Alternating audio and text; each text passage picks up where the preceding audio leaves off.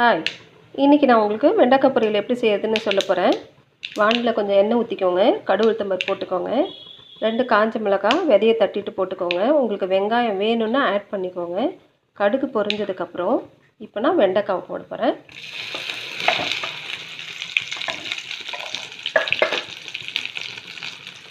வெண்டைக்காய் போட்டதுக்கப்புறம் நீங்கள் நல்லா ஃப்ளேமை ஹையில் வச்சுட்டு கிண்டணும் ஃப்ரெண்ட்ஸ். இதுக்கு தேவையான மஞ்சள் பொடி, உப்பு, கொஞ்சம் மிளகா பொடி நான் ஆட் பண்ண போகிறேன். இதுக்கு தேவையான மஞ்சள் பொடி, மிளகாய் பொடி, உப்பு நான் போட்டிருக்கேன் ஃப்ரெண்ட்ஸ். இப்போ என்ன பண்ணணும், கொஞ்சோண்டு ஆயில் எக்ஸ்ட்ராவாக நீங்கள் போட்டுட்டு ஹையில் வச்சுட்டு கொஞ்சம் நல்லா கிண்டி கொடுக்கணும் முதல்ல. அப்போ தான் அந்த பச்சை வாசனைலாம் போகும். நீங்கள் சிம்மில் வச்சிட்டிங்கன்னா அது அப்படியே வழவழன்னு ஆயிடும். நீங்கள் இந்த மாதிரி ஹையில் வச்சுட்டு பக்கத்துலேயே நின்று ஒரு 3 நிமிஷத்துலேருந்து 5 நிமிஷம் நல்லா கிண்டி விடணும்.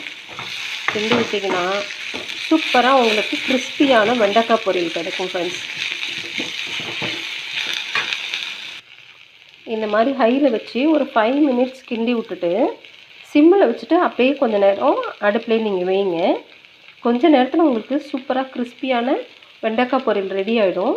உங்களுக்கு வேணும்னா நீங்கள் மல்லாட்டையை கொஞ்சோண்டு ஒன்றும் பாதியமாக பல்ஸ் போட்டு உடச்சிட்டு இறக்குற நேரத்தில் போட்டு கிளறி எடுத்துருங்க.